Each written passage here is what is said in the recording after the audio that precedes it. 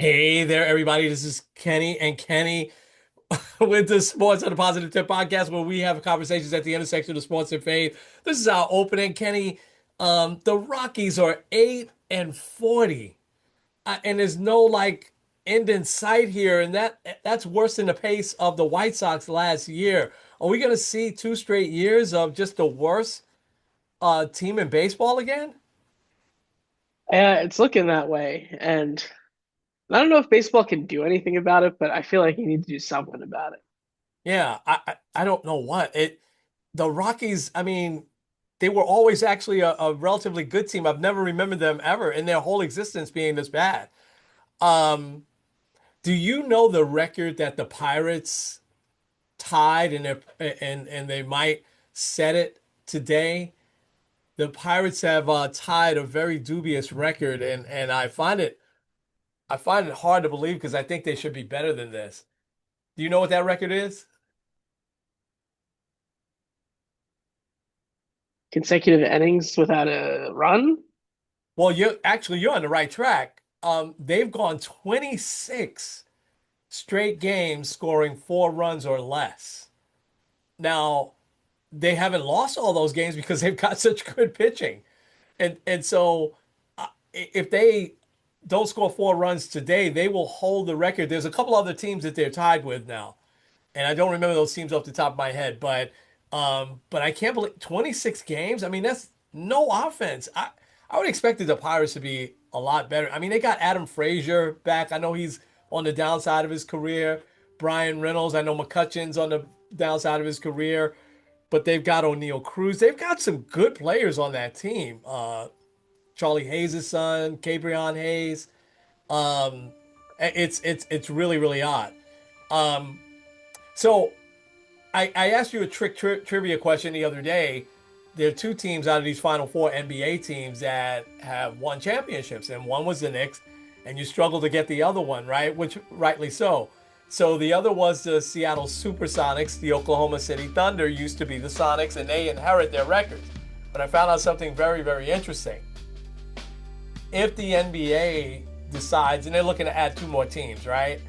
And more than likely, those teams will be Vegas and probably Seattle. If they add another Seattle team, those Seattle Supersonic records will go over to the new Seattle team. Isn't that kind of odd? I don't know, man. And I guess the example I could think of is there in Cleveland, right? Whereas at That's what the I was gonna say. yeah, the Ravens had all the Browns records until the Browns came back into existence, and then all of the records transferred back over to them. Yeah, so if it's not the Knicks, I mean, it'd be nice to see the Thunder get their own. But Yeah, that's oh gosh. All right, so we're gonna start with the NBA. You ready to get this going? let's go. Okay. This episode of Sports on the Positive Tip is brought to you by the Tavern Coffee House. Attention, coffee lovers! Are you craving the perfect cup of coffee to start your day? Well, look no further than the Tavern Coffee House.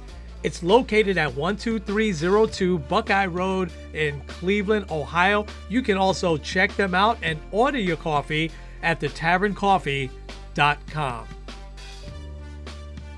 Hey there, everybody. This is Kenny and Kenny squared. with the Sports on the Positive Tip podcast, Sleepy Edition, as we both stated. um, we know it's 1-0 in the West. We could come back to the West. OKC really surprised me how they came out in the second half, man, and just dominated Minnesota. And they're up 1-0. And I picked Minnesota to win that series. But of course, I picked the Knicks to win this series with Indiana. And I don't want to be too down. But last night, one of the worst losses, 14 points, 2.5 minutes left, the Knicks up. And Halliburton, it looks like he wins it with this crazy bounce.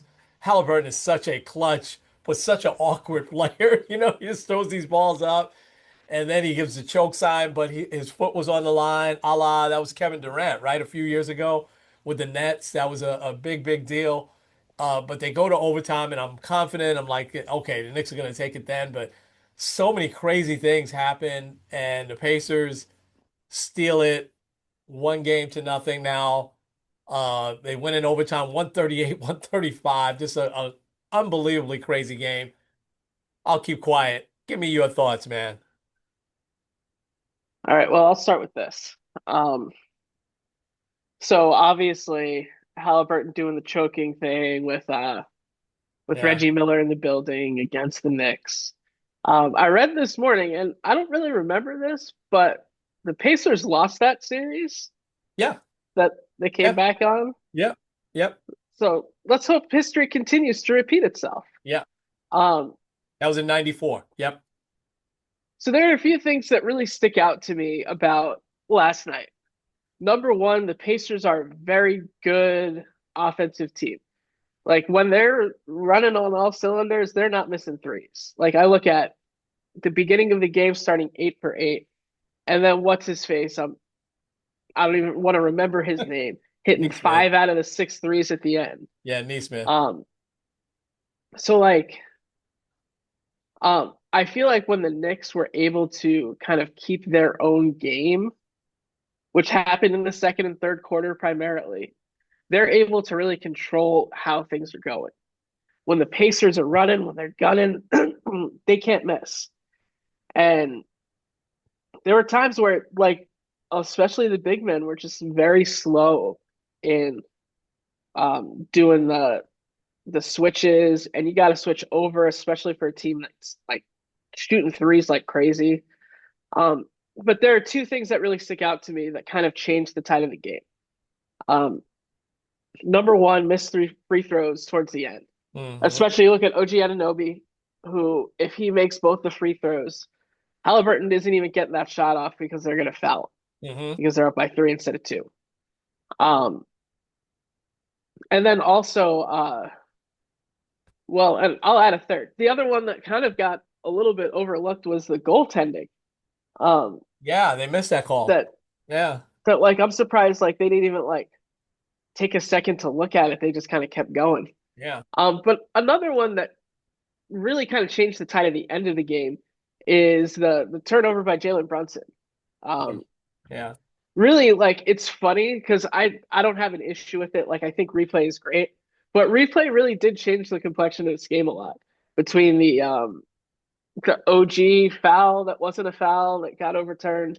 Yeah. That play on Brunson, even Reggie Miller was like, "Man, I'm glad that this wasn't available back in my day." Yeah, he Because did like say a it. lot of those ticky tack ones usually don't get called, but obviously they were Yeah. big. And kudos to Rick Carlisle for using the challenges properly. And um, as far as like going into game two, uh, it might be slightly dramatic to say that it's a must win, but it kind of is because you can't go down 2-0 and then head to Indiana.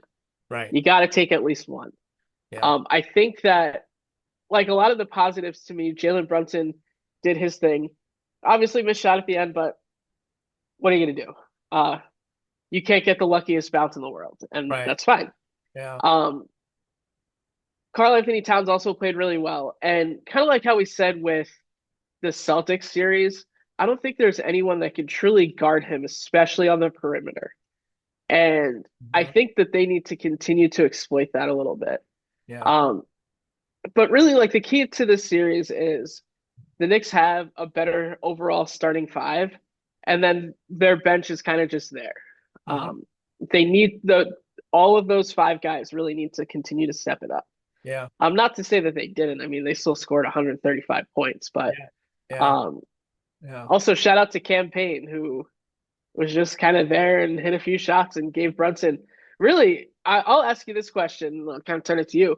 Do you think that bringing in Jalen Brunson was a mistake there? Because they were cooking with him on the bench. But Um, then the second that he turned in, everything kind of went crazy. I thought that same thing, but I think that because even Payne is, if there's a weakness that Jalen Brunson has, it's defensively. I think he's just a good defensive player, but he's a great offensive player. And on all the other aspects of the game, I think he's great. But defensively, especially closing out on the threes, he's subpar, I think, at best. And I thought the same thing at that moment. But then I started to think That's not how Tom Thibodeau rolls. He's riding his horses, man, and he looks up 5 minutes left. I mean, he's the clutch player of the year, so he figures he's got to put him in. And I think you're right. I don't think there's any blame here for this Knicks loss. I want to take a step back for a second from where you started, because I don't think we got to preview this series except like through text and stuff. But Indiana, at the trade deadline or maybe even a little bit before last year, made these two just amazing trades, right? I mean, their star was Sabonis. A lot of people forget that now, and they dealt him because they felt they couldn't sign him. They dealt him to Sacramento for Halliburton, who was a rising star out in Sacramento. And it's a trade that's kind of worked out for both teams, even though Sacramento didn't quite get in this year. Um, and then they get Siakam. And Siakam is just one of these underrated players. He gets within, that 10, 15-foot range. He's not missing. And we forget, him and OG. I mean, they showed the graphic last night. We're on that 2019 team. OG got hurt and wasn't in the finals, didn't play in the finals, but um, Siakam has got some pedigree, right? And I remember when they made that trade, I was like, this team's going to be dangerous. I don't think anybody knew Halliburton would be this good. I mean, and he's a star. He's a superstar. But Siakam is just one of these, and he's been a 3, 4 time All-Star. I think he's been an All-Star 3 times. So I think his peers recognize how good he is. So this is a tough matchup for the Knicks.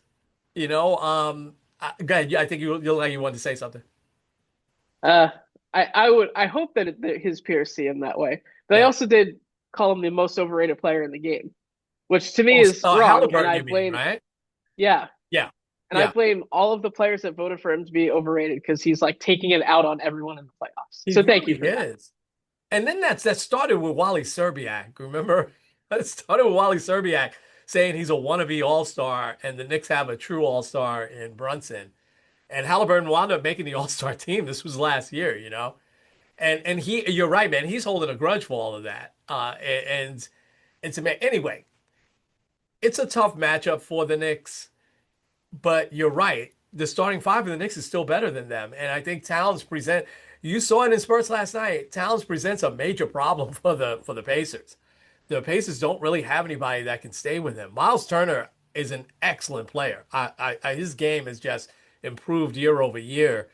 And I add in the pedigree of Carlisle, and you mentioned that as well. How he held on to his timeouts. There was a time in the first half where Nemhard wanted him to challenge something, and he's like, just go down court. We're not challenging anything right now. He didn't even look to his bench. He saved his challenges for the right time. And I said before we came on, I thought that to me was aside from the missed free throws, right? But that can happen.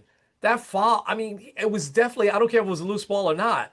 You can't hold one of the guy's arm or slap his arm and hold his jersey and not get called. I just, that would have been Anunoby going to the line, and instead Indiana gets the ball, and then we see what happened.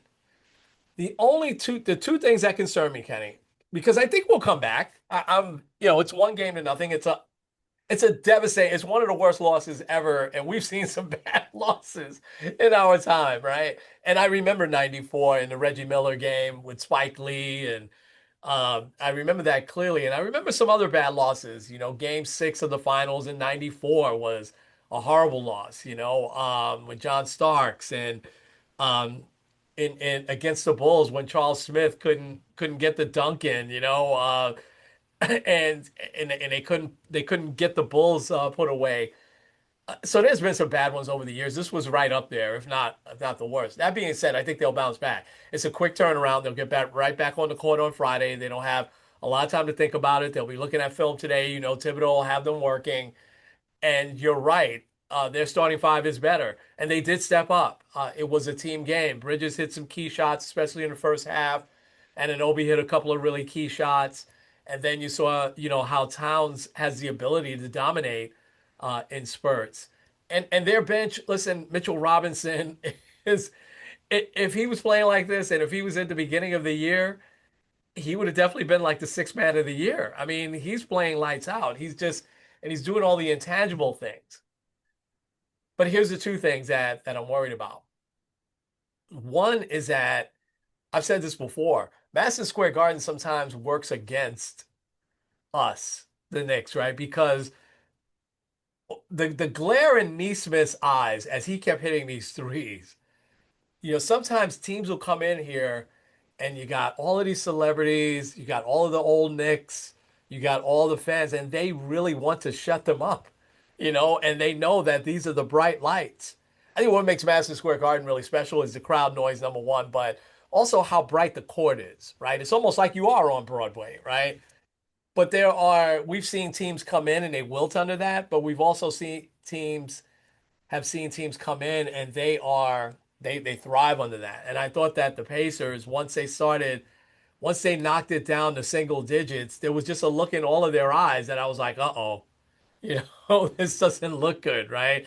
And then they were exchanging baskets, and then once the Knicks missed a few, um, so that concerns me, right? Um, I think the other thing that concerns me is the Knicks bench hasn't. Last night they were very good, but they're not deep. And Payne, I'm glad he stepped up. But this Indiana team, their bench reminds me a little bit of Oklahoma City. We'll get to them in a second. Whereas that their bench is much deeper than the Knicks, and that now starts to concern me in a little bit of a long. This is going to be a long series. Listen, I thought that from the beginning, but now the Knicks have a little bit of an uphill battle. So, Achua gave really good minutes all year long. I'm not sure if he's hurt or not now, but he hasn't played him. He's just playing, the three guys, and playing Payne very sparingly. You know, he he played great in the Detroit series, and when he in game one when he kept missing, and he'll throw up those threes. He's not shy. But when he missed a few, he really didn't play him much in the Boston series. And so that concerns me. Where they can go, I don't know. But those guys are built for. He played them a lot of minutes in the regular season for a reason, to bring them here. So I'm not concerned about them being tired. I don't think Indiana is as physical, certainly not as physical as Detroit, and not even as physical as Boston. They're just good. They just know how to make the right pass at the right time. And they've got these sneaky guys like Nimhart, and we saw Neesmith last night. Um, I, so the bench concerns me. Um, the bright lights of Broadway concern me a little bit. I think Indiana stepped up, but I do think the Knicks will win game two. I really do, and I think that Thibodeau will make the adjustments on those threes. He did that with Boston. You saw Boston. It really wasn't a factor except for game three, where they were firing the threes, and that's the top 3-point shooting team in the league. Indiana's close. Listen. They got a deep team. This is going to be a tough series, but I still think that the Knicks can win this series. Yeah, I don't know if I directly said this to you, but I'm kind of going Knicks in six. Yeah. I still feel pretty confident about that. Yeah. Obviously, they gotta win. They gotta win tomorrow. Yeah. But Yeah. but Yeah. I'll compare it to this. I don't know. We didn't really text about this, but um, after Game 5, when they got blown out by the Celtics, they held a players only meeting. Yeah.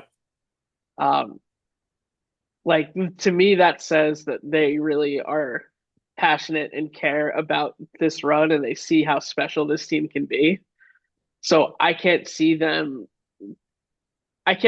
like relaxing and kind of being like, oh well, they're a better team than us. I think that they'll make it happen.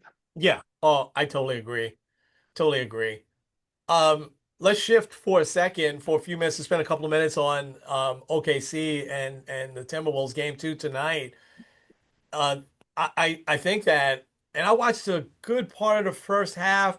I was into the third quarter, and I was like, I gotta go to bed, But I was at a point where you could just see the momentum shift to OKC. Now, Gildress Alexander wins the MVP. Let me start there first. Were you all in on that? I know you had mentioned him a lot this year. Did you think that it should have went to Jokic here? Because Jokic had the better statistical season, Um, what were your thoughts? I think with the MVP, it's less about the stats and more about the stories. Yeah, Um, because like kind of like in years where LeBron was like the dominant player, he probably could have won like 5 or 6 straight. But then like you have a guy like James Harden that had a good year, Kevin Durant. I think that's the case right now with Jokic. Like you could feasibly give him the MVP every year. Um, but I think that SGA deserves it. Um, the Thunder had won 68 games. They are clearly the best team in the NBA, and he is the best player on the best team. So yeah, yeah, yeah. I mean, Jokic averaging a triple double, man. That's amazing from a center, But I totally agree. And listen, Denver fell off. I mean, Denver I think won 47 games. I mean, so OKC won like 21 or 20 more games than Denver, and so I think you have to take that into consideration. There's been a lot of times where a player led the league in scoring, and the team wasn't all that great, and they didn't win the MVP. The MVP, the NBA really looks at the winning teams. Most sports do. Sometimes baseball, it'll just be, a la Mike Schmidt in 1986. His stats were just too good for them not to give him the MVP that year when the Phillies weren't all that good. Um, but I think in this case they made the right call. I think he's just a great player. Now, I, not because it would be the most fun finals, right, for us with the Knicks against the T-Wolves. I just thought I saw something in the Timberwolves throughout these first couple of rounds, how they've gelled together. And I want to say the last 20, 30 games, they were one of the best teams in basketball. They started off shaky, but once they gelled, right, with Julius Randle, and I texted you this, that I thought Julius Randle was the key in this series. And he had a great game. Thing is, Anthony Edwards didn't. He had only 19 points. And if he's going to be the heir apparent here, to Curry and LeBron, he's going to have to step it up here, And but this OKC team, when you watch them, and I turned off that Game 7 Denver on Sunday afternoon, I was like, this is crazy. They just, I mean, they won by 40 something points at Game 7, and what was really a tough series. But a little bit like the Knicks, when they turn it on and they gel, I mean, and they go 10 deep, man. They've got a second five there that is just fantastic. So I did pick the T-Wolves. That was probably a little emotional for me.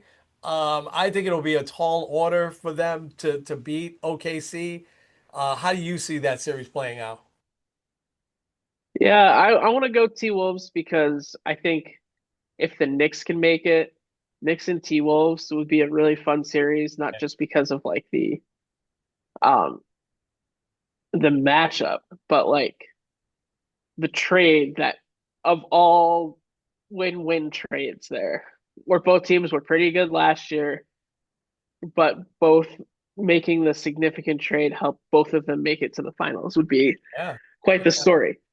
But yeah, also, looking at it from a Knicks perspective, if they can beat Indiana, they will have taken down the champs, who they didn't beat all year, take down Indiana, who they lost to in the playoffs last year, and then they would have the chance to take down OKC, who they didn't beat all year. yeah, So, yeah, um, either way, it's a good story for the Knicks. But eh, yeah, um, I do think at this point, after watching Game One, OKC is just too good.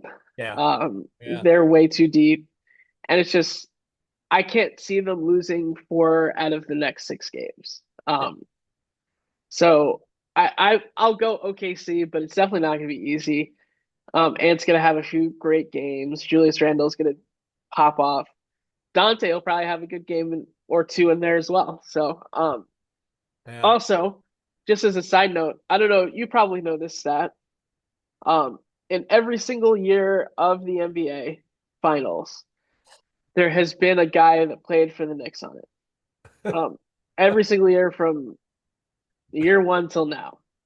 And we are guaranteed that again this year. You Yeah, have yeah, definitely. obviously the Knicks, but then Obi Toppin on Yeah, Indiana, yeah, got Hartenstein on OKC, and then Randall and Dante on the Wolves. So There's a lot of ex-Knicks scattered around, but it's kind of been like that in history, going back.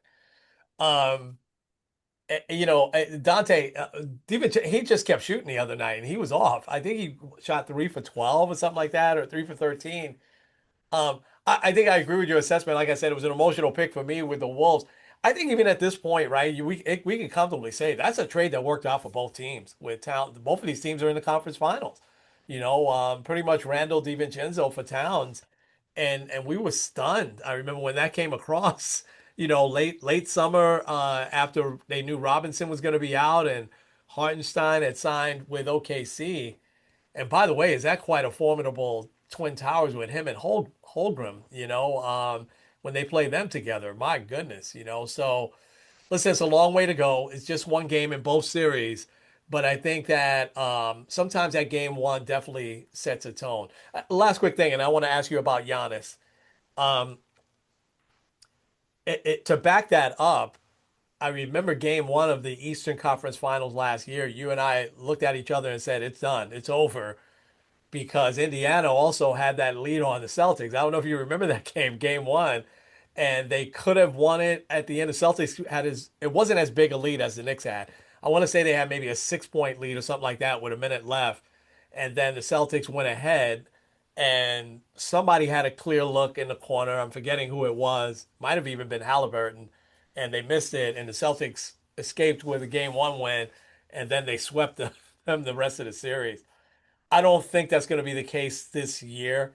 It might be with OKC and Minnesota because I felt like OKC made a statement with that beatdown, especially in the second half. But I think Knicks Pacers, yeah, it was game one, but it could have went either way. I think we're in for a long series. I agree. Yeah, yeah, Because I don't think the Knicks are like devastated.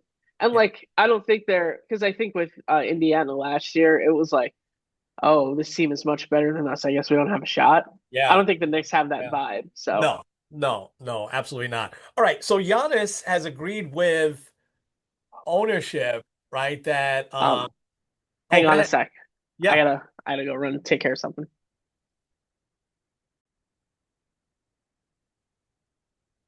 Yeah, so we're talking Giannis about like when he um like where he should go. Yeah, I mean, this is going to dominate the summer, right? Especially the early part of the summer, because I don't think there's any huge free agents this year. But yeah, I mean, I don't think that Giannis is going to demand a trade, right? I think, but the Bucks, this is probably the exact right time. And I rarely say that, but I don't see what the Bucks could do to now continue to build around him. Um, and especially with Dame Lillard probably out for the year. So where would be some good landing spots, and how do you see this playing out? Well, I think first of all, I agree it's the right time. They need to reset. They're the oldest team in the league, so they have to kind of get those assets. As far as where, there's a few spots that kind of make sense. I think first of all, they probably want to get him out of the East just because you don't want to face Giannis on your way to potentially getting a championship. Yeah, But also, there are two teams that I think have really good young assets as well as draft picks that could really help. San Antonio Spurs, which Giannis and Wemby would be an excellent duo, yeah, as well as Houston. You send over like a Şengün as well as like a plethora of draft picks. I think that could be a yeah, good spot. yeah. Um, Another one to watch out for that would scare me would be the Celtics. Oh, Um, oh my gosh. like if they were to say trade Jaylen Brown for Giannis, I don't know if that would work draft or trade wise, Yeah, but you pair him with Jason Tatum, that's scary. yeah. But I'll just put this out here. Let's say Giannis does leave the West. Next year, the Knicks easily have two of the top four teams or two of the top four players in the East. Oh I yeah, mean, you got Halliburton in there. Tatum's going to be hurt. Jalen Brunson. Karl Anthony Towns, easily Yeah, like two of the top four. Donovan Mitchell probably in there too. of course. But Yeah. Yeah, I think somebody mentioned Detroit, and now I know that's still in the East, but they we hear that Giannis. I mean, we don't know because Giannis is not going to say much. He's such a classy guy, and I want to talk about him as a player just really quickly.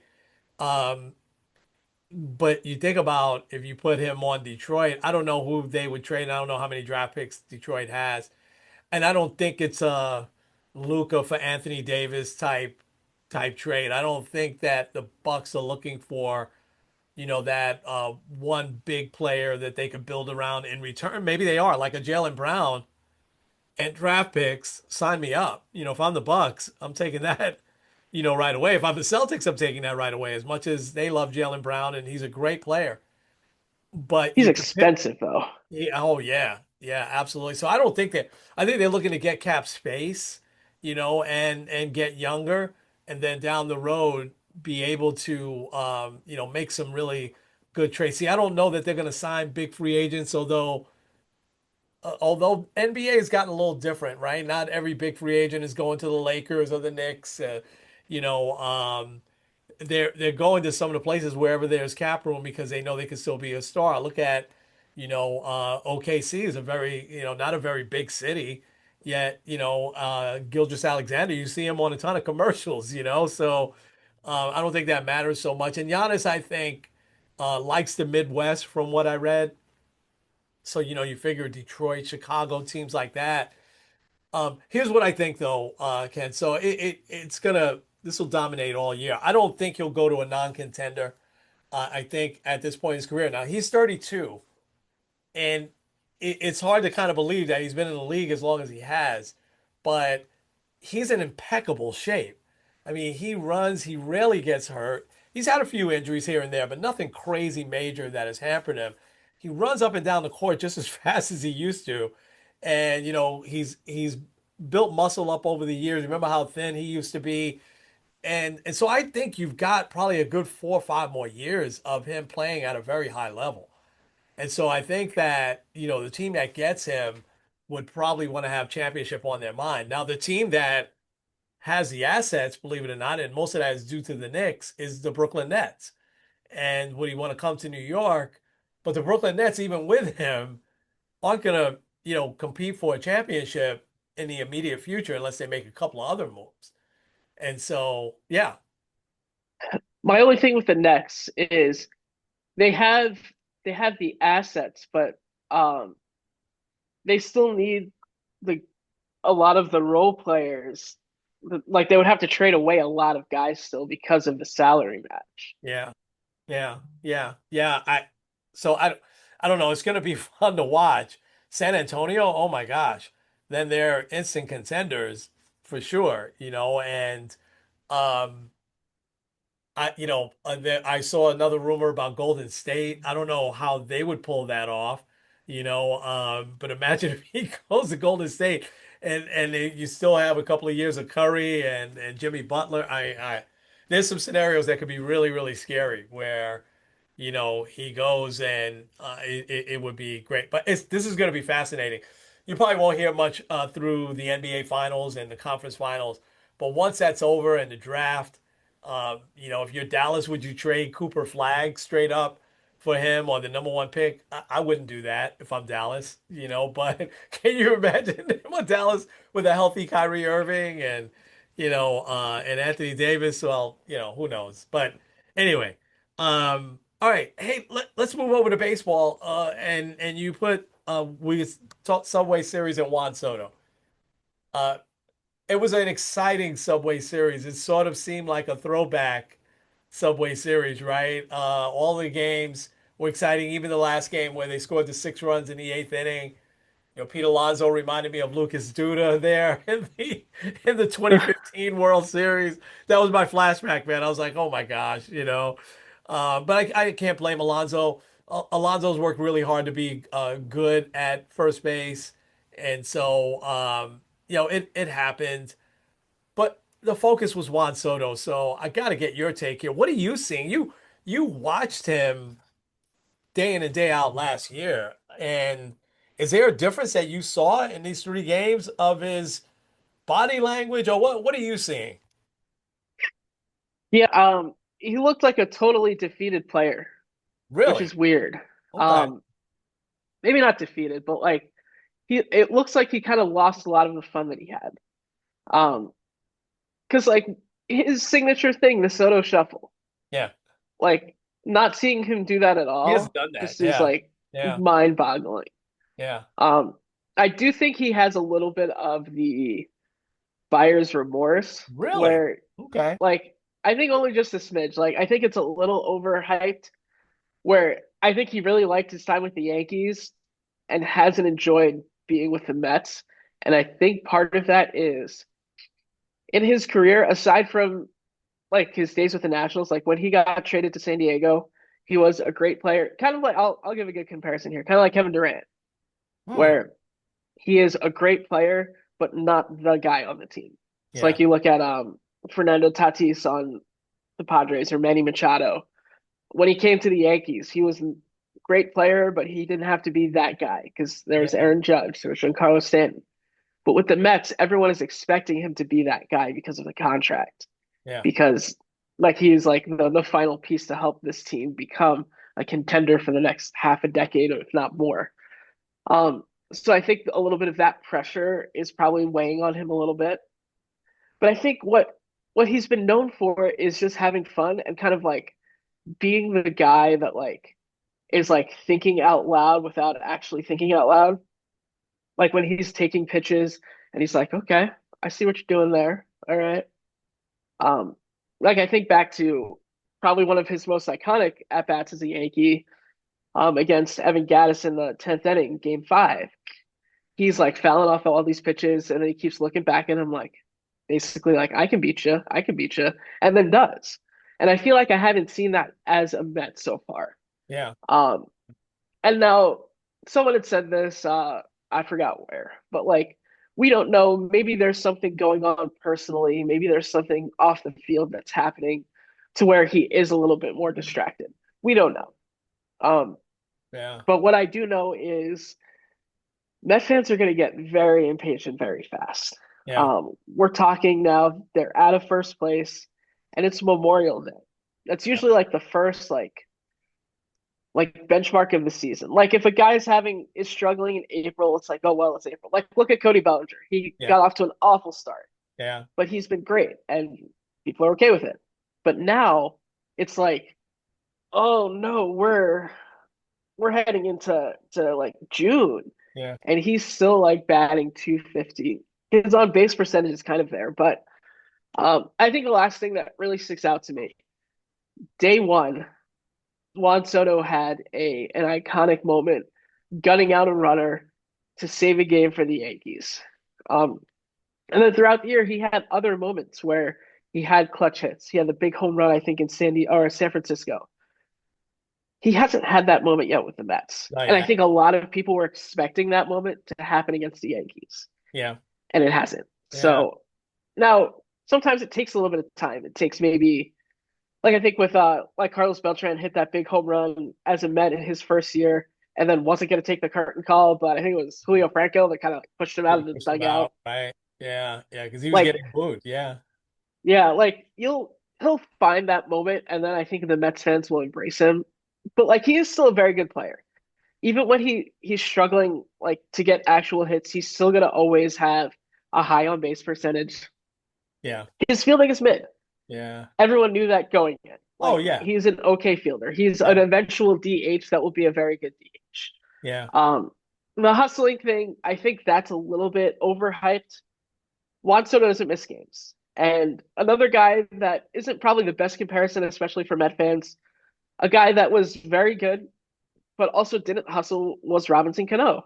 Yeah. And he was absolutely fine. He didn't have any issues. So Yeah. um, Yeah. I think he'll be fine in the end. He just needs like that moment for Mets fans to be like, okay, yeah, this is our guy. I think so. I totally agree with that. Yeah, you asked me was I still not worried, and I said I'm a little bit worried after the Yankees series.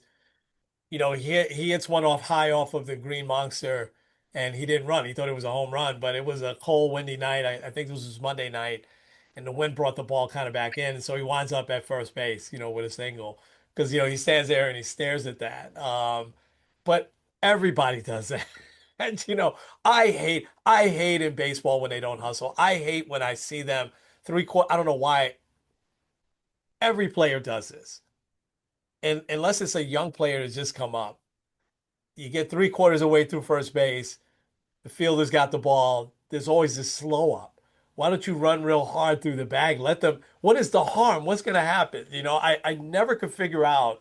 Baseball was always a sport where you were always taught to hustle, to run it out. I mean, you can't help it in sports like football and basketball and hockey, but baseball you can kind of loaf it a little bit, and that has become kind of a culture with all players. Watch it. Watch a game today, and every player you're going to see ground ball to second. I'm running hard halfway down, maybe three-quarters out, and I slow up. Run through the bag. Why not, man? Because they see you out the corner of their eye, getting ready to throw it. They see you're still coming fast. Chances they could throw that ball away. We've seen it happen so many times. But getting back to Soto, I'll say this real quick. As a Met fan, a longtime Met fan like me, we have what is it, PSTD or whatever. You know, we uh, we remember Carlos Beltran's first year. He had 16 home runs. The second year he had 41. You know, and then we remember Mike Piazza's first couple of months. His first few games were great, and then he went into this deep slump, and he was getting booed just like Beltran was. And then, August, September, he carried the team, and then, of course, we know the rest. He's a Hall of Famer. Beltran will be a Hall of Famer as well.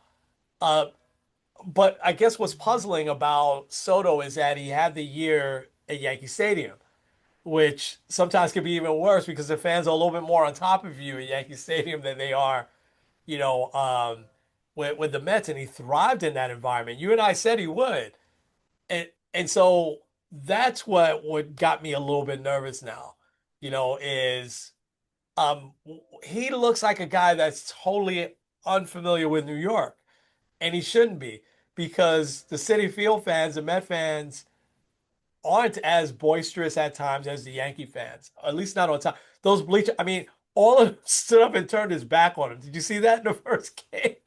They I all loved just, it. I thought that was hilarious. and you would see, I would have thought that he also would have thrived in that, because he kind of thrived on, but it seemed like that really bothered him. Here's the thing. I think he's going to have a big second half. I agree with you. I think he needs a moment where he has a walk-off hit, walk-off home run. I never looked at Juan Soto until last year as a big home run hitter, right? I mean, I said, okay, 25, 30. I say 100 RBIs, but and there were years where he hit 260 and 270. But his big thing has always been getting on base, right? And making things happen. And, he's a little bigger than he has been in the past. I don't remember him being this big. And maybe that slowed his bat speed a little bit. Maybe he's working with the weight. I don't know. Or maybe it's something personal bothering him. There's something that's a little bit off. You're 100% right. But I do think that it'll turn around. It was an exciting Subway Series. I think yeah, I can't wait for the next one. I'm glad they're playing 6 games this year and not the stupid 4 games that they did these last couple of years. Amen. Yeah, yeah, yeah. Um, Brandon, I got to ask you about this real quick, and then we'll get to Jim Irsay and Brett Favre, and I won't spend much time on Brett Favre, but Brandon Hyde, you watch this a lot closer than me. I don't know that there's many managers in history that had that same team that lost 100 games a couple of times, I think, and then he wins 100 games, takes them to the postseason a couple of times. I mean, he took over for Buck and went through some really lean times. I mean, did he all? I mean, and the Orioles have been bad. I think I know they won, I think the other day, but I saw that game was the game of the week against Washington in the afternoon. So I was watching a little bit of that on Fox, just flipping back and forth. And Kyle Gibson gets tattooed in the first inning, and then they designate him for assignment. Some more money down the drain. They're probably going to do the same with Charlie Morton at some point. Um, but so what I want to ask you, was that a fair firing? And what's wrong with the Orioles? How could they be this bad? Because they were 15 and 30, maybe they're 16 and 31 now, something like that. Either way, they're not. they're not getting in the playoffs this year. I'm sorry. I know it's still early, but I don't think they get. I think they'll start to peel off even some of these parts at the trade deadline. What's wrong with them? I don't know, 16-32, they're 13 games out of first place. And I Yeah, know like it is still only the end of May, but still like they have not looked good. Um like their differential is -85. yeah. Uh the only team with the worst run differential in baseball is your amazing Colorado Rockies, who are 8-41. That's they're Um not in good company. I mean, they can't miss Santander that much. I know they miss Corbin. They have to miss Corbin Burns, and they didn't really make any great moves to replace him. But I wouldn't expect them to be this bad and then fire their manager. So was that fair? And then what, what's going on with them? well, what's going on with them is their pitching. They have the worst pitching in baseball. Um And like you just said, I think one of their biggest mistakes was not just not re-signing Corbin Burns, but there was a lot of really good starting pitchers, Koff Koff, Max Fried, other people that were out there that they could have gotten. Yep. And I think that they thought that they didn't need it. I mean, some of their offense just kind of is taking a step back, which like you have a young team, that's going to happen. Um, but I think it starts and ends with their starting pitching. Um, I mean, they've given up 268 runs, which is by far the worst. Sorry, second worst in the American League. Only the A's have given up more runs. Yeah. And really only the Rockies have given up more runs overall. Um, so like it's just they're giving up way too many runs. Yeah. Um, and as far as the manager, I think that it's a little unfair because I don't know, like it's not necessarily like maybe you could put it on him, but also they haven't really turned it around since they fired him. They're 2-8 in their No, last 10. they're still losing. Um, I think that I can understand. I don't get the mid-season firing, especially for a team that's struggling. Um, because like you didn't really put in like a world changer in there. Like I get it if it's like say if you were to put in Buck, or I had texted you this. I think the guy that would be perfect for this team is Joe Girardi, Yeah. a guy that can get a lot out of young players. 100%. Yeah. But I do think it was very unfair to kind of just be like, oh well, whatever. Yeah. I mean, that guy went through so much and he didn't all of a sudden forget to manage, but and again, you never know. There's internal things that happen and they look listless, but they still got that core of excellent young players. I mean, Henderson, their catcher, Mullen. I mean, they still have an excellent core. And what it's a shame is that we looked at the Orioles the last few years as kind of the model of how you build a team, right? Because they went through a couple of lean years, just like the Astros back before they became, the Astros of, 2015 on. They had a couple of hundred lost seasons. Look at the Tigers now. Look how bad they were a few years ago. Um, and without spending a ton of money on huge free agents, right? They built it from within. And now to see them like this, it's just very disappointing. Let me get your quick take on this. Have you seen the thing on check swings that might be electronically done now? 45-degree angle. They're going to test that in the minor leagues next year, and maybe the possible. Actually, they're going to test it part of second half of this year in the minor leagues, and maybe in the next 2 years, you may get you could challenge a check swing once a game is what they're going to do in the minor leagues, and they'll probably do that in the majors. What are your thoughts? I like it. Um, because sometimes like okay, we think of the biggest check swing that changed a game is one or at least one that comes to my mind. The playing game between the Dodgers and the Giants when they both won like 100 billion Yeah, games. yeah, Um, that check swing ended the Giants season essentially. yeah. I remember that. Um, Yeah, I like the idea of having it at least reviewable. Because to me, we talked about replay before. Having the right call to me is the most important thing. So yeah, I think if they can figure that out, yeah. I'm all for it. Okay, all right. Couple of quick hits now. First of all, Dallas beat Edmonton last night in the conference final, the Western Conference final in the NHL. Florida's up 1 game to nothing on their series against Carolina. Three of the four teams the same as last year. That's going to get exciting. I want to see Edmonton back in the finals. It'll probably be Edmonton and Florida, even though Dallas is very, very good. But I want to see Connor McDavid back in the finals and their goalie. I mean, I think Edmonton would would beat Florida in a rematch, but very, very early there. Jim Irsay passed away last night, and you shared that he sent a tweet like 21 hours ago. So talk about that real quick, and what were your thoughts when you saw that? Owner of the Colts. Um, when you actually know the owner, you can tell like there's a deep connection there. Um, it just kind of seems a little bizarre, because he's not that old. He's 65. Yeah, Um, but I mean, I'm trying to look now. I don't see. They just say he died in his sleep. yeah, Um, yeah, but also like he was known to have a lot of health issues, a lot of drug abuse. He get suspended for a year because of yeah. drug use or something like that.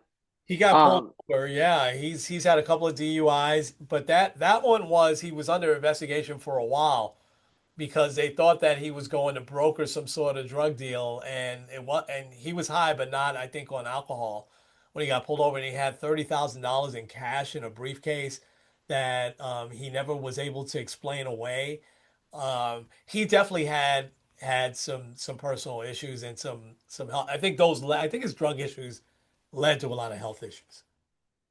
yeah. So, but yeah, he did share a tweet rooting on the Pacers just Yeah, like yeah, yesterday afternoon, and to me that's always kind of eerie. Like when you look at people like the last tweets that they sent, like it's just he was yeah, just living his life. I think overall it's a good reminder of how short life truly is yeah, and yeah, how no you have doubt. to value what you have Yeah, because you never know what's going to happen. yeah, just like that. All right, let me take a few minutes, and I won't take as long because the story isn't as long as we did last week. This Untold series on Netflix is so good. But this one, it was only an hour long. It was a pretty short. It wasn't different parts. It was pretty short documentary, and it's on Brett Favre. We've talked about Brett Favre before.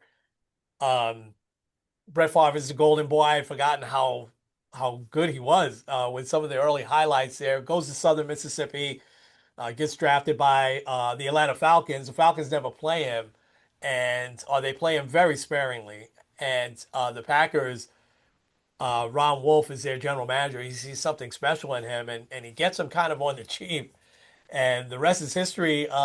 There in the first game of his, and this is his third season. He spent 2 seasons with the Falcons. In the first game with the Packers regular season, their quarterback Dan Machowski, they used to call him Magic because his name was spelled M-A-J, and he was very good for a few years. And he got hurt, and that was it. He gets hurt. He twists an ankle really badly, and Favre comes in, and that's it. Favre takes off from there. Three MVPs, Super Bowl win. But Favre behind the scenes is just not a good guy. His wife is going through cancer, and I mean, he's got all sorts of other women on the side. People would do what they want to do. We're not judging that, right? It's wrong, but that's on him. But the two things that really taint his legacy, and by the way, he's sick now. He has Parkinson's disease. He got diagnosed pretty late here in life with that, and so he's not a healthy guy himself right now. But anyway, the story mostly centers around what happens with Jen Sturger, right? They show her rise to hosting the Jets pregame show.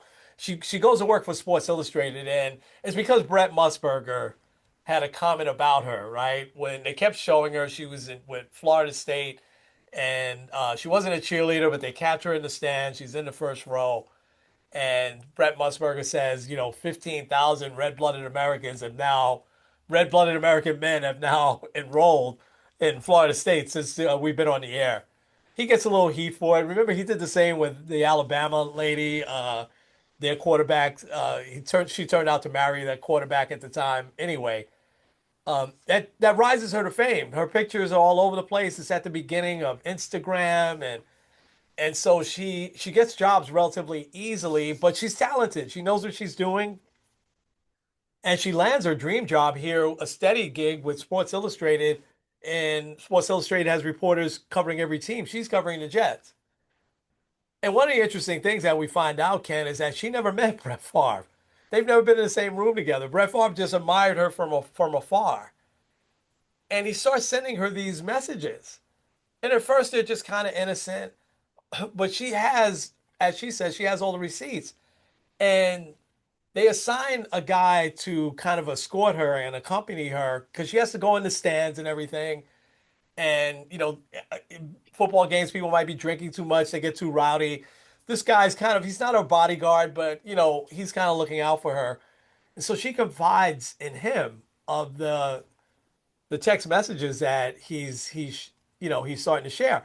And she right from the beginning says, "No, not interested. Sorry, thank you, not interested."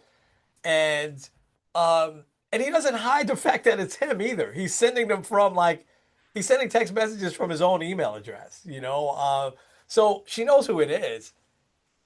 And then of course he sends the infamous picture of his anatomy.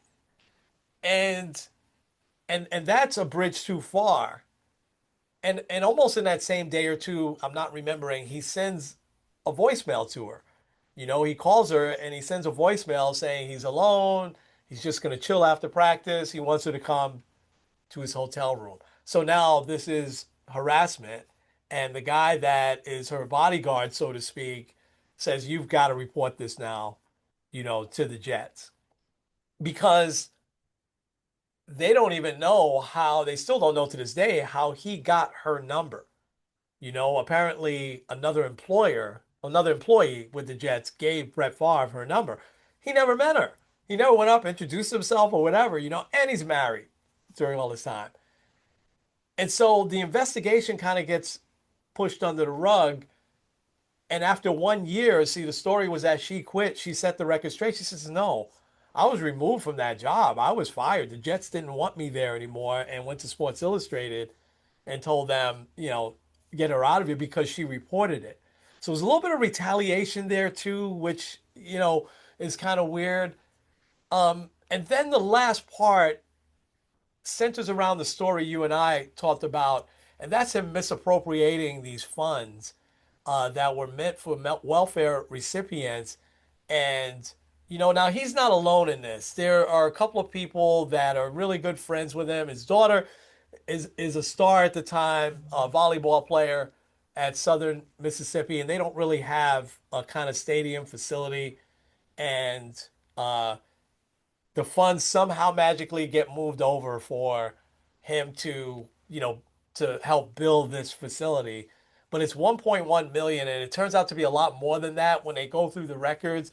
And there's a couple of journalists that really dug into this and got all sorts of evidence. And one of the things of evidence that they found was text messages with him and the head trustee who funneled these funds over. So he's not alone in this. This is really bad because can they go into this part of Mississippi where this money was gonna be funded to? Um, it's it's devastating how poor some of the people are there and how much they needed the help and the money with assistance in rebuilding homes and things like that. And but one of the text messages that just shows his guilt here is where he says, "Do you think I could get in trouble for this? And do you think they will find out? If they find out, will I get in trouble for this?" And so, what are you talking about? And then they show the rest of the thread. He's really specifically talking about the money. And even the lady who's the head trustee says, "Yeah, we'll figure it out. Are we supposed to do this? No, but we'll get the money replaced or whatever." So he knows where this came from because he asked, could he get in trouble for it? And his his reputation has now taken such a different turn. But in Green Bay, even though he left the way he did, even though he left the Jets the way he did, and the Jets, I think if he came back, the Jets aren't going to have any ceremony for him, right? In that 1 year that he was here. Neither will the Vikings. I mean, he had two really good years there, took him to the NFC Championship game. But in Green Bay, they showed how they brought him back, retired his number and everything. They loved him, you know? But his reputation overall now is like really, really bad. And he turns out he's kind of a narcissist. He's very selfish. But this is a bridge too far, where where this money is coming from, and you would think he made enough money in his career. But a reporter says that maybe that's not the case. You would think he would have made enough money in his career that he could, fund something like this himself to build. It's a small facility, small stadium, that they built for the volleyball team. But you would think that he'd be able to fund that himself. But all of these, remember he used to advertise the copper thing, that you put on your arm and for his legs, Oh yeah. and he was like Chevy trucks. He had a lot of endorsements. All of those have dried up. Every single endorsement that he had, they pulled the contracts when this last story came out, you know. And so one reporter was saying he's probably broke as well. His wife is still with him. She recovered from cancer. That was the other thing, that where he took the hit was they found out he was having all these affairs and he was doing this while she battled cancer for a few years. And so eh, I would challenge you. It's a very quick one. Watch it. Anyone out there, watch it. You'll think and feel very differently about Brett Favre. Yeah. That's awful. Yeah, I got nothing else to say on it. yeah, yeah, yeah. All right. You ready to go to some inspiration? Yep. All right. Mine is a little bit different because I loved in this series, and the Mets are doing this well. In the series against the Red Sox, Mets lost 2 out of 3, but I think they turned it back around last night. They show highlights of Mets Red Sox games, and they talk about um, these little tidbits of Red Sox history, right? But they showed, a few highlights from the '86 World Series, and I don't know if you remember a game when Omir Santos hits a late home run against Jonathan Papelbon, who was untouchable back then. Because the Mets and Red Sox have had some interesting games since interleague has started. But one of the things, this is not our typical Christian God one, but I had forgotten about this. They talked about Ted Williams and they showed a few Ted Williams talking about hitting and stuff like that. But I forgot about this. You and I talked about the 1941 season, how Joe DiMaggio won the MVP that year, but Ted Williams hit 406 and didn't win the MVP. But Joe DiMaggio had the 56 game hitting streak, which the longer we watch baseball, I think that's going to be one of those untouchable, records. But anyway, Ted Williams hitting 406 also. Nobody's hit 400 since then. Um, Although Aaron Judge is still, I think, hitting 400, right? But 402. 402. But anyway, I'd forgotten about this till I realized it. That Ted Williams was batting 399.9, which they could have easily rounded up to 400. Going into the last day of the season, the Red Sox are playing a doubleheader on the last day of the season, and his manager went to him and said, you could sit out, and you got the 400 thing. And he said, no, I want to play. And I thought that was unbelievable, man, because most players would have probably sat out. He played like even Jose Reyes. Remember, he gets the bunt down, and he that clinches the batting title, and they take him out of the game. Um, but Williams goes 6 for 8 in the doubleheader. He gets 6 hits in 8 at bats, and that brought his average up to 406. So I thought that was so inspirational. I was like, man, that's a throwback. I wonder if players today would say, no, put me in. Put me in. Dave Winfield, Don Mattingly both played on the last day when they were battling for the batting title, and they thought that Winfield thought that one player threw a ball away, or I forgot how that worked out. I think they were playing against the Twins, but anyway, Ted Williams. I thought from 1941. That's a long time ago now. Um, uh, said, "Put me in, man," on the last day of the season, and accepted with grace that he didn't win the MVP that year. Ted Williams, a little bit of a different All inspiration. right, mine real quick because I'm gonna have to roll here. Is Oswaldo Cabrera. Obviously, last week he had a very brutal injury, and is expected to miss the rest of the season. But I just want to read his Instagram post from a couple days after he suffered the injury. After such a sad night for me, having so many negative thoughts after twisting my ankle so brutally, in so much pain, I went to sleep so I wouldn't give in to more bad thoughts. When I woke up, one of the first things I did was grab my phone. I didn't have hundreds, I had thousands of messages from my Right. friends, family, fans, agents, coaches, teammates. I simply had messages from everyone. I dropped the phone on my bed, and with a big smile on my face, the first thing I could say was, God, how blessed am I? Maybe it's because I'm going through something like this that you realize that love surrounds us. And today, after successful surgery and with an excellent medical team and God, with my parents, my fiance, and my agent, my heart full of love, I want to thank you all. Thank you for worrying about me, for every message, for keeping me in your prayers, for making me feel so supported. This is something that my family and I will never forget. My return to the field begins today. Thanks to you, I feel more motivated than ever. So, with the strength I've always had and this beautiful energy that you all give me, I tell you that I will return. I will return even stronger to continue giving my best every day. I love you all. Love it. And a lot of the Yankee players love his work ethic. They love his demeanor. So, Yeah, um, it must have been a rough night, but I love that he felt the love and appreciation for who he is. So, that's awesome. Oswaldo, we're cheering you on. Hopefully, you get back No on the doubt. field soon. Awesome. Awesome. Wow, that's great. All right, bud, take us home. All right, this is Kenny Squared N Kenny. with Sports on the Positive Tip. We'll see you guys next time. Yes, yes, yes.